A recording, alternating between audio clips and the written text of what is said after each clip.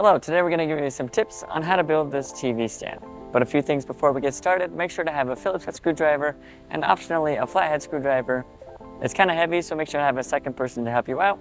And just make sure all the pieces are facing the right way when you're putting it together, and you'll do great. So let's get into it.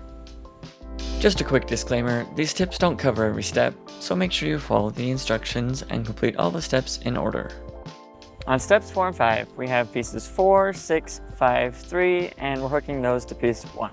And on these, you just want to make sure that these grooves line up all the way along these squares right here, and that all of the holes are facing inwards like this. And then we'll secure all these pieces on with the cam locks. And with the cam locks, we find that a Phillips head screwdriver can work, but a flathead screwdriver works a little bit better.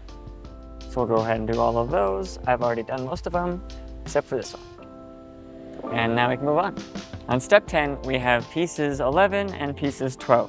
And the main point on this step is to have these cam lock holes facing outwards, like the bolts here, and the 2 hole side facing up, like this. Go ahead and put those in there, and then secure them with the cam locks. All right, now that those are all tight, we can move on to step 11, which is with these long pieces, which are both 10. And on these, you want to make sure that these cam lock holes are facing inwards and that this finished edge with the 3 holes is facing up.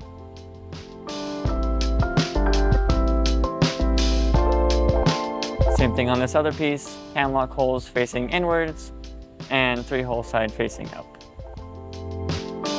Now we'll secure those pieces with the cam locks. All right, those are all tight, and now we can move on. On steps 17 and 18, we'll be attaching the doors, and we have a few tips for you on that. When you're attaching the doors, we find it's easiest to do the screws in an X pattern when you're putting them onto the pieces. And we also find that it's easy to put the screw into the screwdriver and then from there put it into the piece. And also, you don't want to screw them in all the way until all 8 screws are in.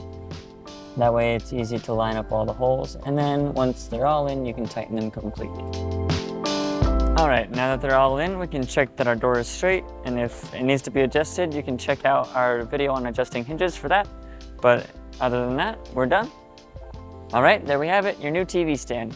We hope this video was helpful for you, and for more tips, tricks, and guides, go to walkeredison.com.